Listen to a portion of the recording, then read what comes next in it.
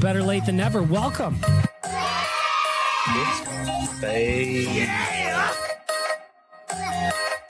Fucking Anton Lander. I really like the back milk straw. Bag milk.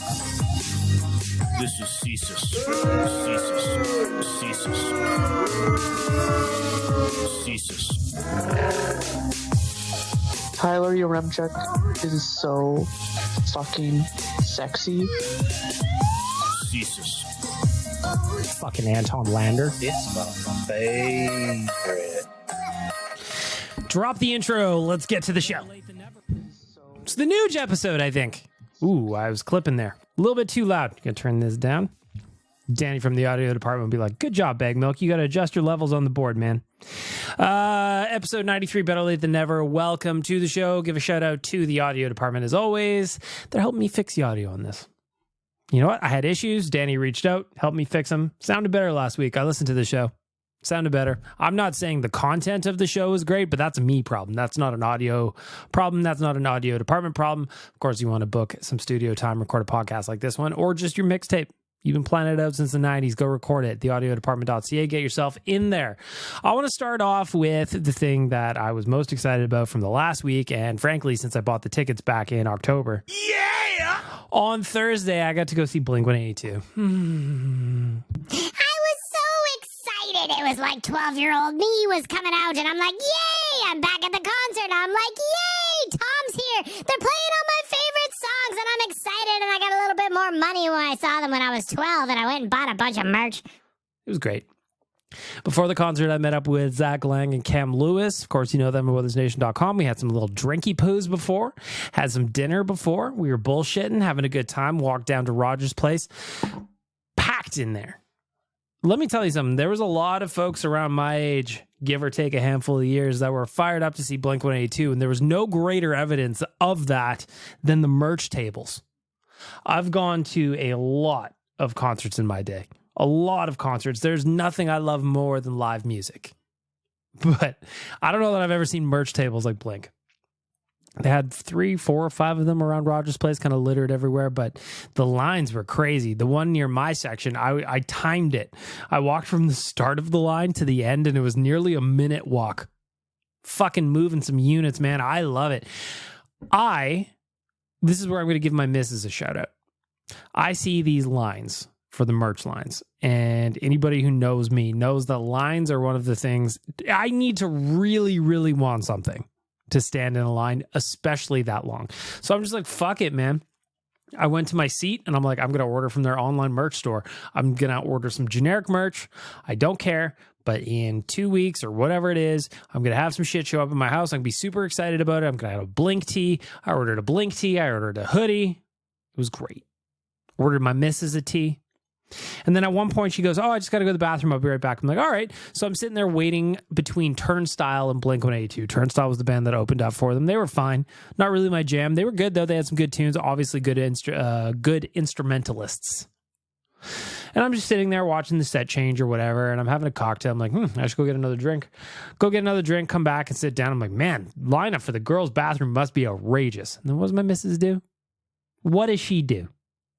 She shows up with the Blink-182 Edmonton tour shirt. It is on my Instagram. If you haven't seen it, it's awesome.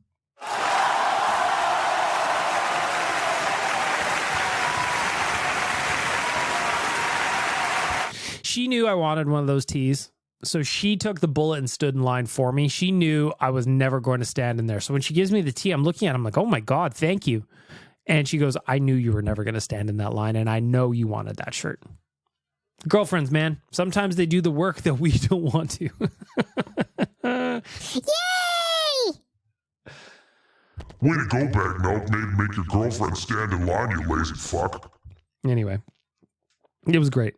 They played all the songs I wanted them to. I was sitting close. The pictures on my Instagram don't necessarily do it justice to how close I actually was to the concert, but man, it was awesome. For as much money as I spent on those fucking tickets back in October, November, whenever it was that they went on sale, by the time June rolled around, whew, mama, I was excited. It was great. If you were at the Blink concert, hit me up. Curious where you were sitting. What was your favorite song? What was your favorite song they played? For me, I mean, Feeling This, classic. What's My Age Again? One of the first Blink songs I ever loved. Damn It was the first Blink song I ever loved. They played them all. All the Small Things. Listen, All the Small Things is one of those songs where as I get older and as I hear it, it's funny to hear that song now because I remember when it was huge back in the late 90s. I remember it was a massive song for them. But at Rogers Place on June 29th, when I'm watching Blink-182 perform, that song brought the roof down. It brought the fucking house down. Everybody was into it to the point where I was just like, man, this was wild. And of course, it's one of the last songs they play. So by that point in the set, absolutely fantastic. Frankly, I loved that concert so much, I considered bailing on my Riverhawks tickets the next night to drive down to Calgary to see the Calgary show. Cooler heads prevailed because I do love the Riverhawks games. You know, if you've listened to Real Life, if you listen to this one, Oilers Nation Radio, it doesn't matter. I've talked about loving going to the Riverhawks games. So we got back-to-back Riverhawks games last week with the crew. On Friday night, it was Taylor Swift night, so the street team was out asking questions. The girls, by the way, Kylie, Gina, Kennedy, they performed in I think it was a 7th inning stretch, the Freezy eating contest, and that was fun. Like, the girls, they hammered those Freezies back. They were the big boys, too. And I'm like, wow, brain freezes all around. But what I did not expect was the winner was given a $75 gift certificate. Cool prize.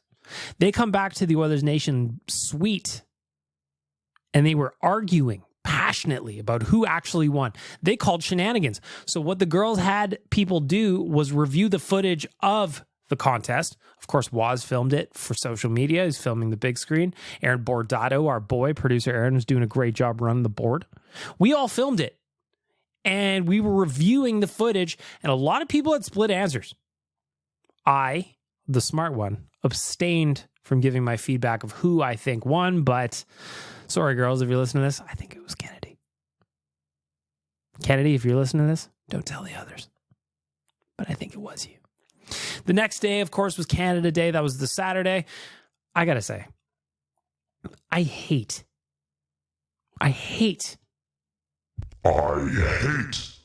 that free agency is back on Canada Day. Because of the pandemic, it got pushed around a lot. Last year was on July 13th. This year it's back on the long weekend.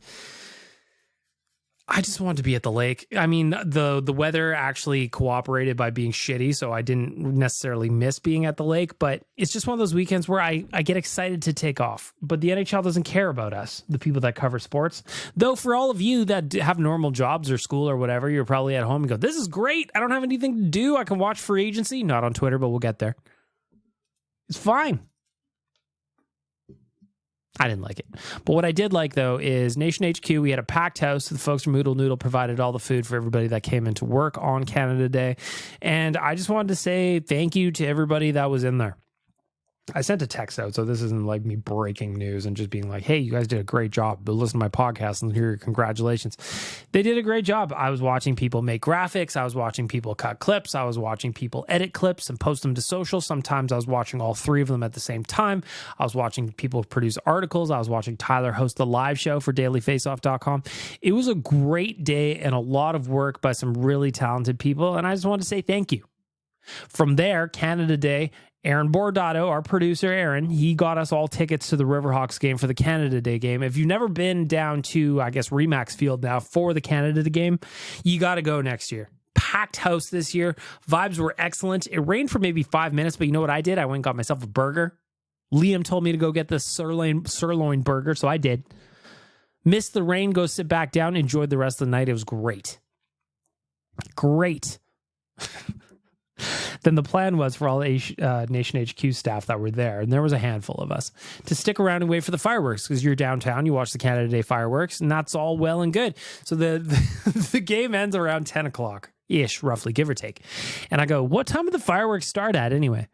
Oh, we got about another hour and change to wait. I'm like, oh, okay, that's cool. In my head, though, what I'm thinking is, There's no fucking way I'm waiting for these fireworks. I don't like waiting for things. He really doesn't. So what do me and the missus do? We're like, oh, okay, so what's the plan? Everybody's like, oh, we're going down to the field. We're going to walk around and we're going to watch the fireworks down there as a crew. I'm like, no problem. I'm going to go get another drink, maybe a quick bathroom stop, and I'll meet you down there. What did I do? Well, I vanished. I smoked bombed. Wapow! Next thing you know, me and the missus were making our way through the legislature, the nice park of the Ledge, walking through there, up 109th Street, jumping in an Uber, back home by the time the fireworks actually started. I could hear them blowing up from my house. I love an early exit like that, especially if there's no reason to wait an hour for fireworks. Is it just me? Maybe I'm the only one that doesn't care about fireworks. Maybe I missed out. It's just one of those things where, you know, you see people filming fireworks all the time. You go, you're never going to watch that. Well, I don't really care about them. And I wanted to get home. I wanted to see my dude, Frank. Frank is laying at my feet right now. He's a handsome boy. Does not like fireworks. You know what I like? Oh, again, by the way. So I'm Ubering back from, I guess, near the Ledge on Canada Day. And as I'm going home, I'm like to my Uber driver, I'm like, hey, man, will you stop at McDonald's for me? He goes, no, bro. Actually, we get paid by the kilometer. So that doesn't add any mileage to your fare, your ride. So I'm not going to go there. I'm just going to drop you off at home. I'm like, damn it. So what did I do? For the second time, I mastered the McDonald's delivery logistics whilst I am in another moving car. Get to Fox Drive, going out west, coming out west. I go, I wonder if I can get some McDonald's nugs delivered at my door by the time I get home. And you know what happened? Pretty damn close.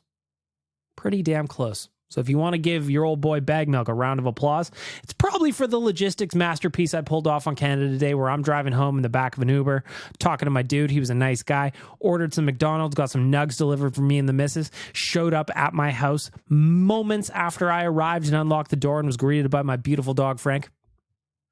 What a masterpiece. What a Canada Day. What a crew we've got. What a weekend I had. Blink-182, back-to-back Riverhawks games? Come on, doesn't get better than that. I'm having a bunch of sports going on in the weekend. Last weekend, it was the Elks. Now it's the Riverhawks. On Friday, I'm going back to the Riverhawks. If you haven't gone, they're great. They're like $20 a ticket. Go. It's a great night out at a great park, and they do a good job. They do a good job. And without further delay or nonsense for me, it is time to get to the news.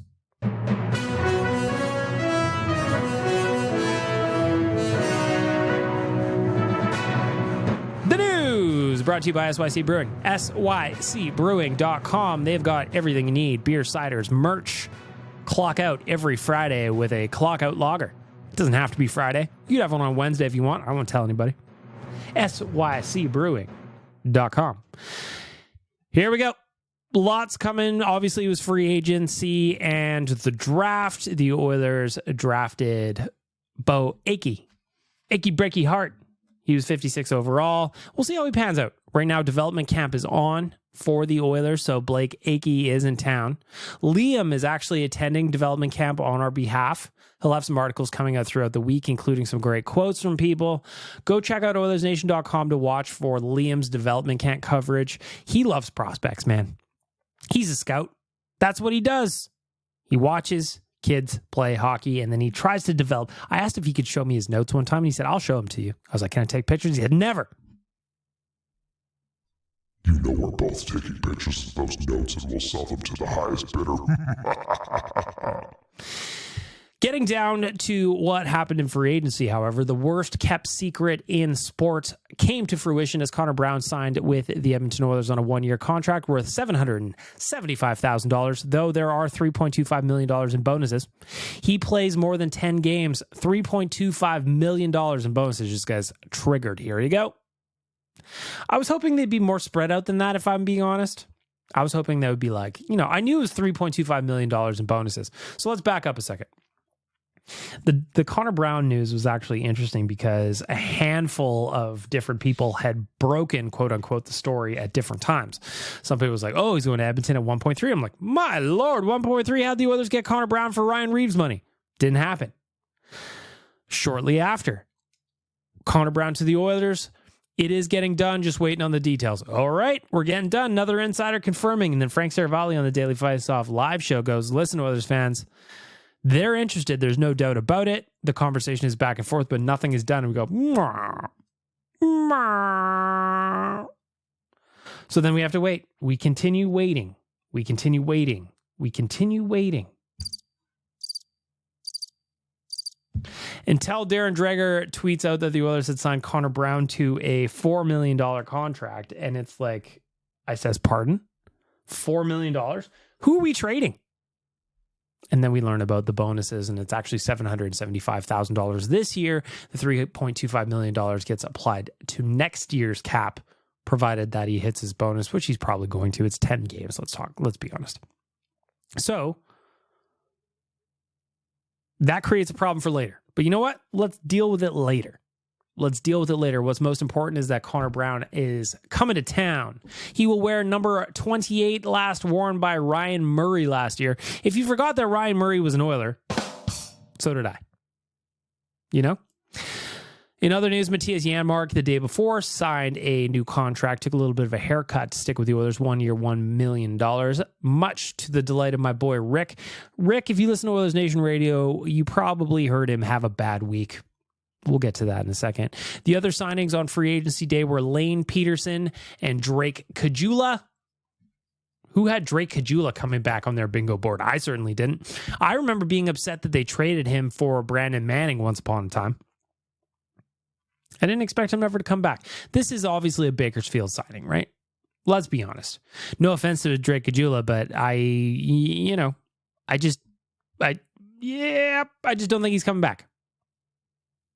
At least not with the Oilers. Anyway, if he does play with the Oilers, he will wear number 8. Last time he played here, he was number 36, if you remember, currently occupied by Jack Campbell. Oilers also signed Lane Peterson. He was in the Canucks organization. He'll wear number 19, last worn by Devin Shore. Liam, I apologize. Talking to David Quadrelli from Canucks Army, they actually had high hopes for Lane Peterson at one point and think that he could legitimately win the 4C job out of camp. I don't know anything about him, so this coming week on OilersNation.com, I'm going to reach out to Chris Faber, who works for us at CanucksArmy.com, and I'm just going to get a breakdown on what Lane Peterson's all about. If you don't know, Faber is a big prospects guy. Went to cover the draft for us on behalf of CA. He'll have the answers for me. And then they also signed that, what was that guy's name? Can't find it now. Hoffenmayer. Don't know anything about him. As far as I know, that is a name that does not actually exist anywhere outside of Twitter, but maybe. They also signed not Tim Gleason, but his cousin or something. Either way, the Oilers got a lot done on free agency day to help bolster the minors. They obviously want the Condors to be a little bit more competitive this year. I am A-okay with that. Does not have any effect on the Oilers team. Will any of these guys get a couple of games? Connor Brown, we know he will. Drake Caggiula, probably not. Lane Peterson, maybe. Again, I'm going to talk to Faber. I'm going to find out. Just last night, changing gears a little bit, Olivier Rodrigue signed a 1-year, 2-way contract extension with the Edmonton Oilers. How much is it worth? Again. Whoops. I didn't mean to push that. Again, it was worth $775,000. It's the year of 775, people. Given that there's a flat salary cap, if I was a free agent, I'd consider betting on myself in a 1-year contract, knowing that the cap is going to go up next year, get a little bit more cash, right? That's what I would do. And then I'd come out guns blazing. I'd be like, scoring goals. And then next year on July 1st, I just go, sign me for what I'm worth. Speaking of signing people to what I'm worth or what they're worth, it sounds like Evan Bouchard and Ryan McLeod are close on their extensions. I have no idea what that term and that money will look like, but I think it's getting done here sooner than later. Today, Friday, June 5th, or July 5th, I should say, was the deadline to file for arbitration. Ryan McLeod does have arbitration rights. My boy Waz is very, very concerned about Ryan McLeod leaving. I can't see any world in which either of them go. You know? Original Posar. He is our, our staff lawyer, capologist. He's not really. We just say he is because he always answers our questions. So anybody worried about McLeod filing for arbitration, which is certainly his right? Original Posar says McLeod filing for arbitration was all but a certainty and just the next step. All it really does is set a timeline and shield him from an offer sheet. Almost all players that file end up signing before the case is even heard. This is a non-issue. You know what I mean? Could you imagine? I was thinking about arbitration. Let's do a little... Maybe we'll do a little role play here. Let's imagine that I, Bag Milk, am going into arbitration with my boss, who is Jay Downton. But in this case, Jay Downton will be played by the devil because he's who I'm negotiating against. Satan, are you ready? Always ready. Are you ready? No, always ready, buddy. So I sit down at my end of the table and I go, hey, Jay, I think I do a really good job here for the nation and I'd love to have a raise. He goes, Fuck you, piece of shit. You don't do anything and you can't have a raise. Here's league minimum. Whoa. I didn't think that was going to go. May I please table my case for why I think I deserve a raise? Sure, you can table your case, but I'm here to tell you that you're a piece of shit and you don't get anything. Well, that seems excessive. How is this where we're starting the negotiations? Oh, I'm sorry. Did you actually want to have a back and forth? Yeah, I think I do a great job. I write a lot. I podcast a lot. Oilers Nation Radio is one of the biggest podcasts in the network. I founded that, you know. Sure, but that podcast can exist without you. You named it that way specifically so that anybody could host that podcast if you get hit by a bus. Oilers Nation Radio is going to live on without you, buddy. Long after you're gone, long after you signed at a Wendy's somewhere. Whoa, now I have to work at a Wendy's? I was just asking for more money. Listen up here, chump. We like you. We think you're a part of this organization and we'd love to have you back, but not for that much money, you piece of shit. Listen. Why? Why would you say such a thing? We only have a finite number of dollars here, and the reality is your blogging's really mediocre. You think you're funnier than you are on the podcast, but the numbers don't really justify your existence at that number, so we, in management, feel like you should go play in traffic. Goodness gracious, why would I ever want to do that? It's either that, or you go find another home, pal. Enjoy your lunch at Wendy's. There you have it. A little role playing of what I think it would sound like in an arbitration case. It is weird though, isn't it? Just to be like, you're sitting there saying, listen, here's all the reasons why I think I deserve a pay bump. And on the other side of the arbitrator, they go, well, here's all the reasons why we think you don't deserve one. It's a very weird process. I agree with Original Posar. I assume this is going to get done before before McLeod's ARB date anyway. Evan Bouchard, I'm really, really interested to see what that looks like. Is it a 1 year? Is it a 2 year? Is it in the 3s? Does it kiss 4? We'll have to wait and see. I think it's close though. I did a little rumblings or did a little digging. I think it's close. Changing gears entirely, I want to look at a couple of former friends. Of course, we know that Kyler Yamamoto and Klim Kostin were traded to the Detroit Red Wings. I did an emergency episode on that. Go check that one out if you haven't heard it. Then what happened? Well, Yamo got bought out by the Red Wings the very next day. I thought it was interesting. They had so much cap space. I was very confused why they didn't just take a 1 year flyer on him. He's a player. He can score. They need scoring, but whatever, they bought him out. Then they immediately re-signed Klim Kostin to a 2 year extension worth $2 million per. That one hurt. That one hurt to me. Again, I said it in the podcast. I was emotionally prepared for Yamo to go. I was not for Klim Kostin. I just wasn't. And in my heart, it was very much... Why are you so pissy? I'm pissy because the cap staying flat fucking caused us to lose a player a lot of us liked. Though, if you read the comments on Instagram when I posted the clip from the podcast on Instagram, there's a lot of people that want to tell me I'm an idiot. Hey, Bag Milk, you don't know anything about anything. That's why you call yourself Bag Milk. Stop getting so attached to a bottom six player that doesn't really do anything, you dummy. Yeah, you made a lot of memes, and yeah, he was fun, and he's a quote, but we're here to win hockey games, fucking idiot. Basically what a lot of you sounded like to me. Anyway, it hurt. And just the other day, Klim Kostin, he said goodbye to everybody via his Instagram page, as you do. And I quote, hang on, should I put some music under it? I don't really have any sad music, do I? Let's see what I got here. I'm going to do a little producing on the fly. Music, put it on here.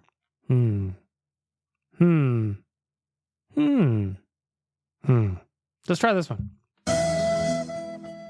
I can't extend my gratitude enough to the best fans I have ever seen. Your love and support mean a lot to me. You gave me a second wind, and I'll always remember it. I'm sad we couldn't bring the Oilers a cup this year. You really deserve it. Thank you, Oilers fans. See you later. There's the farewell from Clean Costin. In other news, checking in on some former friends, Milan Lucic signed in Boston. Now, I feel like this was the most obvious news ever that a lot of us probably predicted correctly. I predicted this was going to happen months ago. The fact that anybody wanted him back, even for $1 million, is, it is what it is.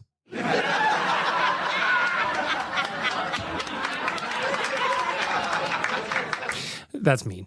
Milan Lucic is going to do whatever he does. And the Bruins clearly wanted him back. He clearly wanted to retire a Bruin. And for that, I say, just kidding, Milan. Go have a great year in Boston. I hope you bounce back a little bit. It's been tough sledding for you in Alberta. Though what I do want to say is he admitted upon leaving Calgary he was cheering for the Oilers the whole time he was in Alberta. So it wasn't all bad, Luch. It wasn't all bad. Godspeed, sir. Godspeed. And lastly, just another reminder that I want to tell you, Liam is at development camp. We're going to have some articles coming up from him a little bit later on in the week. As the prospects talk, as there's more news coming out, our boy Liam is going to have you covered. And that's where we'll wrap up the news for SYC Bruin.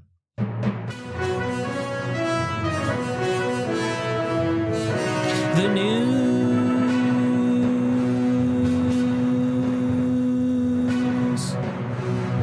by SYC Brewing.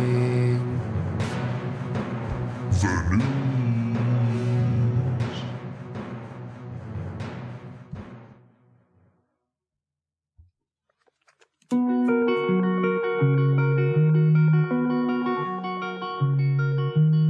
I took her home from an Oilers game. I grabbed a beer and she asked for the same. I head back to the fridge for an IPA, but all I had was milk that's bagged. And that's about the time she walked away from me.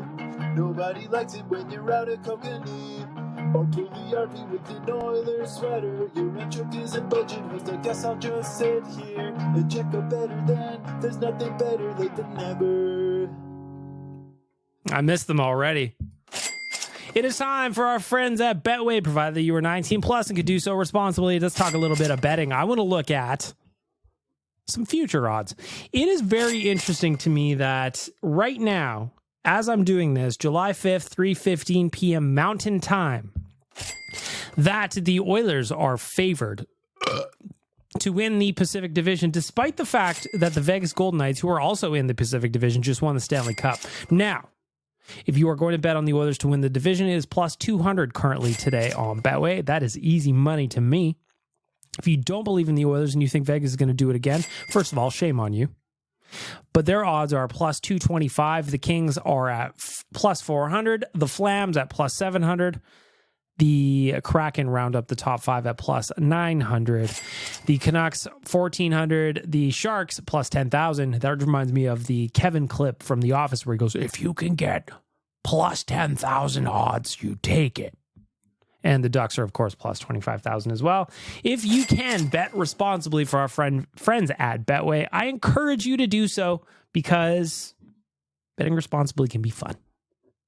If you're not responsible, then it's no fun. Betway has got everything you need. It's not just hockey. I bet on Max Verstappen to win the Austrian Open or Austrian Grand Prix on Sunday. The odds were terrible, but you know what? Guaranteed money. Guaranteed money in my jeans. Thank you, Betway. Thank you for doing all of the things you do. And with that, it is time to get a little bit angry, a little bit salty. You want to see a man, boy? I'll show you a man. Kick me in the jimmy. For Trilogy Oilfield Rentals, time for the righteous sack beating. Of course, TrilogyRentals.ca. That's where you go to get the info. But what are they? Trilogy Oilfield Rentals are an established provider of tools and expertise across multiple oilfield disciplines, specializing in rentals, pipe recovery, abandonments, and completions. Currently, they maintain full-time operating units in Provost, Weyburn, and Kindersley. What kind of tools do they have? Well, let me tell you. They've got rental tools, fishing tools, coil tools, drilling tools, mills and bits, completion tools, any tool you could ever have for any job you could ever hope to have. There you have it. TrilogyRentals.ca. Now, before I start the Righteous Sack beating, I want to preface it by saying I'm not angry about this. So if you're looking for me to do an anger-filled rant, it's just not going to happen. But what I am going to say is Twitter sucks ass now. On July 1st, if you don't know, in our job, writing about the Oilers, writing about hockey in general, Twitter is a major, major resource for us. And it is very much a spot where we go to get the insiders that are breaking trades so that we can have things up on the website or graphics on our social media as quickly as possible. So this time around, there was a rate limitation imposed by Twitter to avoid scraping or some other garbage, whatever Elon said, I don't know. But it made the platform completely unusable. And listen, if you pay $44 billion for a social platform that was arguably dying when you bought it, that's fine. You're cool to do with whatever you want with your money. And once you buy said social platform, do whatever you want with Twitter. I don't care. You own it. I am just a user of the platform. It is something that I've enjoyed for a long time. I like being able to chat with nation citizens. I like being able to find out news. I like being able to find out all of the fun stuff that you can find on Twitter. Problem being, when you have a rate limitation of 600 tweets, unless you're paying for Twitter, that runs out by about 9 a.m. Mountain Time. It sucked. And I understand the logic behind, oh, we want to stop scraping. We want to stop all this. I get all that. We have some of those issues as well. We have people that scrape our websites for information. It happens. I get it. It's not fun. Sometimes you don't want it to happen and you have to put in measures to stop it. But in this case, all that he did, as far as I could see, was ruin Twitter for the people that love to use it. And that's where I get confused. Yeah, you've got problems, you got to fix it, but alienating your user base with an unusable product is certainly an interesting play to me. And I'm sure Twitter is going to be fine. I know Threads by Facebook is coming out tomorrow, or at least it's supposed to come out tomorrow, which is Thursday, and that's supposed to be Facebook's equivalent of Twitter. I signed up the nation for Blue Sky. That is Jack Dorsey's other project that is exactly like Twitter. You know what it reminds me of? Have you ever seen the Steve Jobs movie where he left Apple and then he built the Cube, but the Cube wasn't actually a computer. It was more of a ploy to get him back into Apple, which the operating software that he wrote ended up being the engine that drove Apple's. It feels like this with Jack Dorsey's Blue Sky. Is he just coming up with this platform to make a new Twitter that Twitter will then buy to replace the shitty broken Twitter? I have no idea. The point of this Righteous Sack beating, though, is it is a ballsy play to annoy your entire user base on the same day. And it's wild. I don't have an answer here. And again, I'm not angry, but there was a lot of people that probably left Twitter on Saturday, may not come back. Maybe they do, but the experience has just been ruined. And it just kind of seems to be getting worse and worse, or weirder and weirder as time goes along. It's weird, man. It's weird. But again, you want to spend $44 billion and buy a social platform, I suppose you can do whatever it is that you want to do with it. You want to drive it into the ground? That's fine. I don't care. Whatever, man. I'm here to watch the ride happen. That's what I want to do. I want to watch it all go down. But what I will say is on Canada Day, when we very, very much depend on Twitter to get breaking news in a timely fashion, it was a throwback to yesteryear when we had to watch TV for trades to happen. Again, the Daily Face-Off Live, the free agency show was fantastic. Got a lot of news there. In fact, it probably helped us. But as a user of Twitter for a long time, I got to say, I don't understand what's going on. And there's the Righteous Sack beating. You want to see a man, boy? I'll show you a man. Kick me in the jimmy.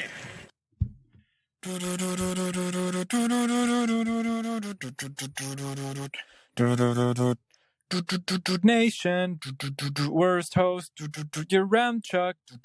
I know his meal choices are utter junk. Who the hell fries veggies drunk? Say it ain't so.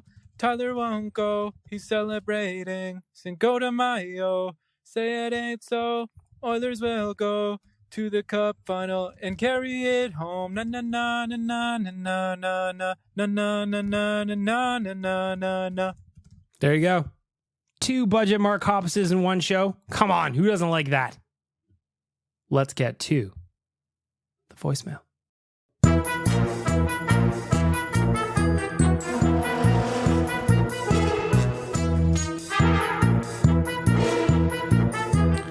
voicemail is brought to you by Alfa Romeo of Edmonton. Go check them out, alfaromeoedmonton.ca, alfaromeoedmonton.ca. There you will find the Tenali has landed, starting at 47 grand. They've got a high-end luxury SUV. I'm looking at it right now. I might go book a test drive. alfaromeoedmonton.ca. We don't have a whole lot in the voicemail today, just 5 messages. Ben, I did clip a couple because they were I covered them last week, bro. I covered them already. So, Ben, you're still in here. Don't worry about it. But there was a couple that I clipped just because they were a little bit old. Let's get to the voicemails. Number 1, Benjamin. What do you got to say? Sup, Big Milka. How you doing? So as a presidential candidate, numero 3, I would like to say some stuff. Number 1, I speak the 2 languages. I'm in French immersion. So, you could use me as an asset to communicate to notre fans de Montreal. So, our fans of Montreal. Right? Yeah, that's right. So, like, if we want, I can speak 2 languages. Hey, I bet I know someone who can speak 2 languages. Probably Donkey Volley and Dukes. Ha. I don't know if those boys can speak extra languages. I love the challenge, Ben. I like challenging your co-presidential candidates to a language contest, I guess you could say. I respect the French. As a French person myself, I do appreciate that. Next voicemail. Hey, Big Muck. What's up, Ben? You sound sad, buddy. This is just... Down? You kind tired? of like general crap. Honestly, if you don't want to vote for me, not gonna force you. Been a fan for quite a long time. Oh, you're talking about me voting specifically? I'm abstaining from this vote, Ben. This is going to be purely a public vote. I am not going to have any influence on this vote. I like all 3 of you. I think all 3 of you could be noble presidential candidates in many different ways. Ben, you do have an advantage of, I think you're in the same time zone as me, though. I don't want to make any enemies here. Just here to have fun. I think it would be a cool thing to do. So, I mean... Nobody's making enemies, not with you, Ben. I won't allow it. I won't allow it. Not Dukes, not Donkey Volley, not even Presto. He could leave me a voicemail saying, hey, we need to trade Ben. And I'd say, no, not happening. I'd like for you to vote me, but you can also vote Dukes or Donkey Volley. They're both also great and funny. I'm guessing great people and really funny on the voicemail. And also, this is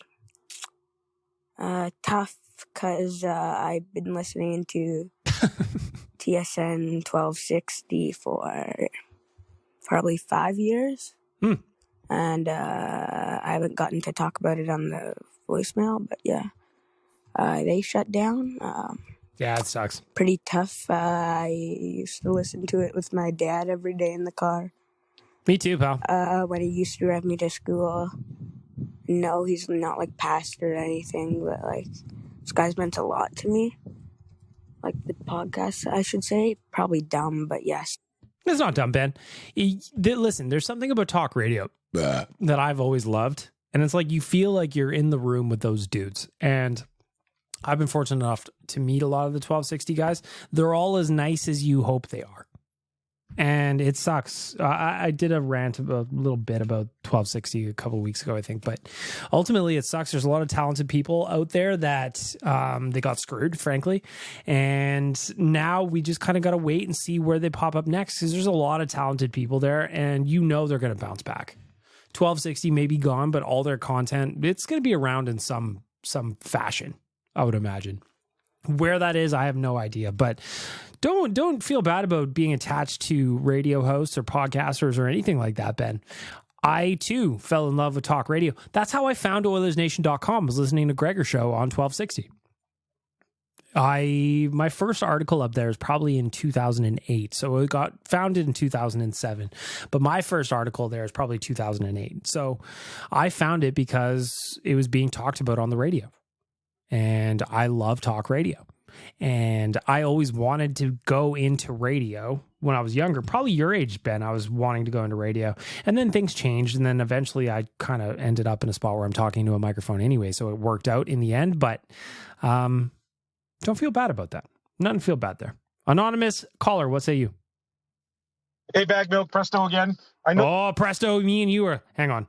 You're not going to fight with this guy again, are you? I might fight with the guy. It depends what he says. Well, just don't get too angry because you let it carry over all evening. I did not. You're lying. All right, so maybe I'm lying too. I am the Prince of Darkness, after all. Anyway, Presto. You don't want to talk about the Nuge thing anymore, but I just wanted to comment on the kid that commented on my post. I think it's pretty cool. You put me on Twitter there too. My wife got a kick out of that, so thank you. Oh, if this one's interesting too, Presto, you're going right back up there. The only reason I was saying Nuge is because of the cap hit. 5.1 million. I get it. And here, there's, I'm even going to guess what Presto's going to say before he goes on for this next minute here. Cap hit. I get it. It's $5 million and change. Nuge hit a career high in points, 104 points. He's probably never going to hit that again. Selling high, smart. You know, you probably heard buy low, sell high. Nuge would be selling high. So I get it, Presto. Turn into an Ekholm in a big hurry. CC, like you said, who wants him? I think there's more there than whatever. Why is Yamo, a guy who was a 20-goal scorer a year ago, not worth anything? Not even a draft pick. That is an interesting question. That one, Presto, we could go down the rabbit hole on that one. It is interesting. As far as I'm concerned, I like that we got the 3.1 million, but giving up Costin and Yamo and not getting anything returned to me is a loss. I don't see how you say you won that trade. So I guess, and I'm just playing devil's advocate here, Presto, because I agree with you. You're not going to get any argument out of me. So I guess if you're looking at the Yamamoto trade as kind of what did the Oilers get, they had to pay Klim Kostin to trade Yamo without having to take anything back from the Wings. And then they bought Yamo out, and then they extended Kostin to a contract we couldn't afford. But how does that work now? It's interesting, because if you think back when the Leafs traded Patrick Marleau to get rid of his cap hit, again, it was a bigger cap hit. I don't remember exactly what was left on that term, but they had to trade a first-round pick to it. They had to attach a first-round pick to Patrick Marleau to get somebody else to buy him out. Here, the Oilers had to attach Klim Kostin. Now, do you take the $3.1 million in cap space without having to acquire anything back in return as the win here, I guess? That's what people tell me. I said I would have loved to see a draft pick. Oh, Bag Milk. Oh, Bag Milk, you're so stupid. You don't know anything. They got the cap space back. That's what they want in that trade, you dum-dum. I get that, but not even a draft pick? Anyway, Presto, I'll cut you off. I just think that the Ammo deserves something. Fifth round, fourth round, something. Seventh. And they got nothing. Yep. Seems to me like Ken did his buddies in Detroit a bit of a favor there. Just my opinion. And why Nuge over CC? Cap hit, value of trade. And like I said, until this team sacrifices some offense and works on the defense, they're not winning a cup. And with Broberg, again, the good old COVID, so whatever your opinion on that is, screwed him up. He hasn't been played right because they did exactly what they did with Dad, and they didn't play him enough to see where he was, so they left him in the minors, and then he got a bit of an injury bug. The guy can skate. The guy can play defense. Everybody preached, including you, Bag Milk, be patient with Puljujarvi. This is a young defenseman. They take longer to develop. Stay with Broberg, and I'm glad Holland said we're not trading him. Ciao. Again, just to clarify my position on Broberg, I wasn't pushing him out the door by any means. I was not interested in that. What I was saying though is if you're going to trade something of value, I would guess that Broberg would probably still have some. So your argument, I guess, if I remember it, and my memory is terrible, so it would be something like, oh, if you want to get, you got to give, and that's why Nuge was out coming from you. Whereas for me, it was just like, well, Broberg would have something. And he's not going to play this year outside of 8-9 minutes a night. So maybe he's the chip. But Ken Holland squashed that. Again, I'm not pushing Broberg out the door. I'm just saying he's got value. If you want to trade somebody who's not an impact player that probably has value, it would have been him. That's all. That's all, Presto. I don't want to argue with you weekly. Although I kind of do. And you do too. One of these days I'm going to set up this. So just to take you behind the scenes a little bit. I'm figuring out a phone number so that when I'm recording, I could just be like, hey, I'm recording, doing the voicemail right now. If you want to chime in, now's the time to call. I'm going to do something like that. And it seems completely reasonable given the setup that I now have in my studio here at my house. But it might be fun to argue with you just in person, Presto. I have to keep pressing pause, and then you have to leave another voicemail, and then I have to try to remember what I said to you last week. You know how it goes. Next message. Sup, Big Milk? Benjamin. A little more lively out of you this time, buddy.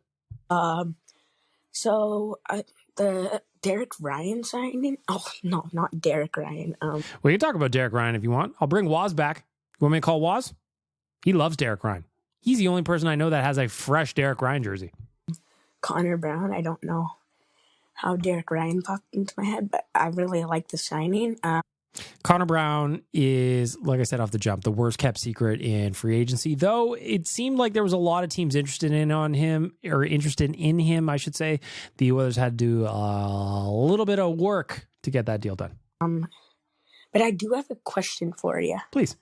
So it says that he has a $4 million cap hit, but $775 in base salary. So I know he has a $775 this year, but then next year, does he have $4 million against the cap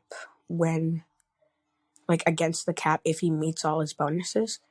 And I do really, really like the deal. A good bottom 6 player. I think Chad, I think it was, and Batman, Bruce Wayne.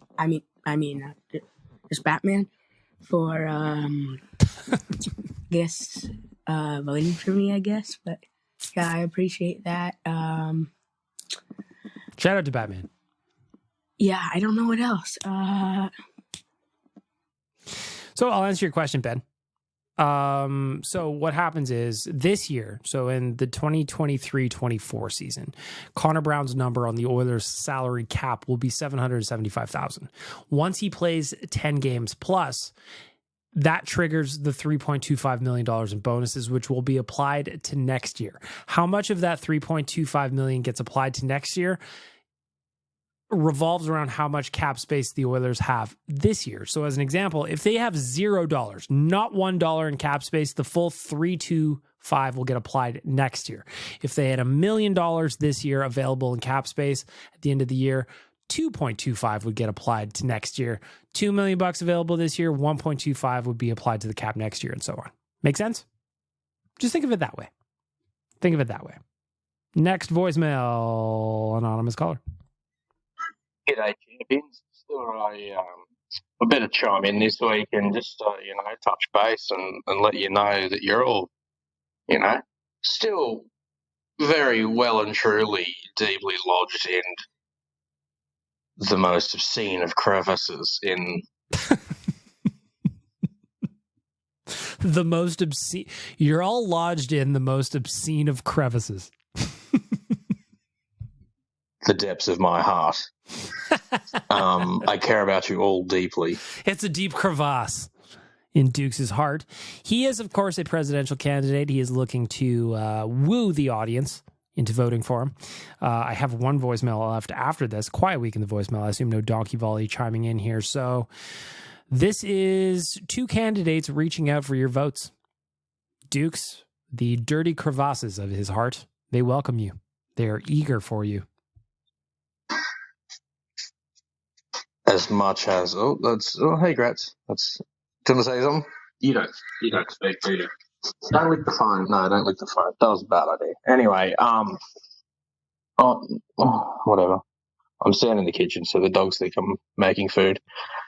Dogs are good for that, right? Like, I know everybody's heard the TikTok song, "The Cheese Tax," the cheese. But if I open the fridge and I look down, there's Frank's face right there. Right there, instantly. Doesn't matter where he was in the house. Boom, right at my feet when the fridge door opens. Go from there, I ordered pizza. Anyway, just want to say that as much as the off season is boring, and I really wish I had some hockey in my life right now. Mm-hmm. I'm just so glad that I'm spending less time on Twitter, which means less time having to fucking remember that donkey. pus bag exists. But on that note, I'm going to get the fuck out of here. So play La Bamba, Ben. Don't swear. I'm going to fight your dad. And yeah, Team Dukes, let's go. Don't swear I'm going to fight your dad. Shit. I love that dude. I love Ben too. I also love Donkey Volley. One day this show will be so big, it'll get Pat McAfee money. You'll see. One day Pat McAfee money will come rolling into the Castle Bag Milk, and I'm going to do some kind of BLTN convention, and all three will have their own crown. All three of these gentlemen. It'll have to be in an all-ages resort, I imagine. Ben will want some kind of juice. Maybe a milk, chocolate milk. I don't know what he drinks. Something like that. Last voicemail of the week comes in from NHL Superstar. So I assume this is going to be very legit and definitely not nonsense. Our favorite handsome NHL star, Tucker Pullman here. Donkey Volley and I were talking during our weekly Sexy Shit podcast. We think Ben can't be president cause he hasn't seen a nipple before, and Dukes looks like his dad and uncle are the same person. Also, dogs suck. What? But please, vote Team Donkey Volley. You can't spell fascist regime without you and I. What the fuck? Dogs suck? I refuse to accept that. The fact that dogs live with us and they are as cuddly as they are, and I'm looking at mine right now, and he's incredibly handsome and he's gentle and he's looking up at me like, are you talking to me? Do I get a snack? They're the best. I don't understand anybody who doesn't like dogs. Like, sure, if you had some kind of traumatic incident, maybe, but like, if you don't like dogs and you've never had anything like that, you fucking sort your life out. So Tucker Pullman, your takes are not welcome here. You think mayo is spicy. You know? You have more khaki shorts than anything else in your wardrobe. Tucker Pullman. Come on. That's where we'll wrap up the voicemail.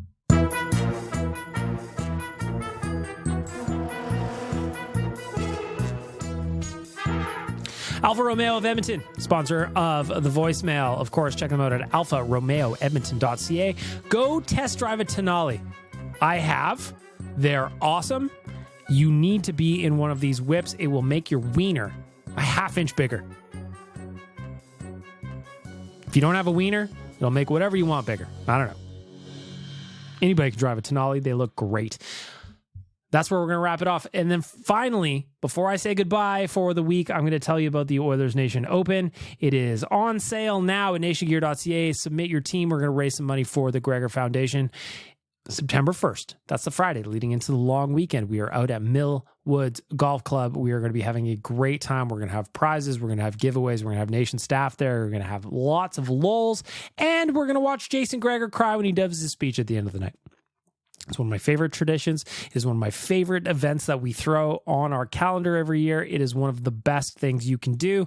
We also have mosaic teams available. So if you don't have four buddies, if there's not four of you that want to go, you can submit as a single. We will put together mosaic teams where you can just golf with a random nation citizen. We started doing this a couple years ago. They're the best. If you want to join us, I promise this is going to sell out. Don't wait. Nationgear.ca. And that's where we're going to wrap up the podcast. Thank you to the audio department, SYC Brewing, Betway, Trilogy Oilfield Rentals, and Alfa Romeo of Edmonton for making it all possible. And most importantly, all of you. Thank you for being here. We'll see what happens with these Bouchard and McLeod contracts. I've got a feeling they're coming down the pipe soon. And if they do, maybe another little emergency episode. Maybe. Tie tie, why won't you kiss me?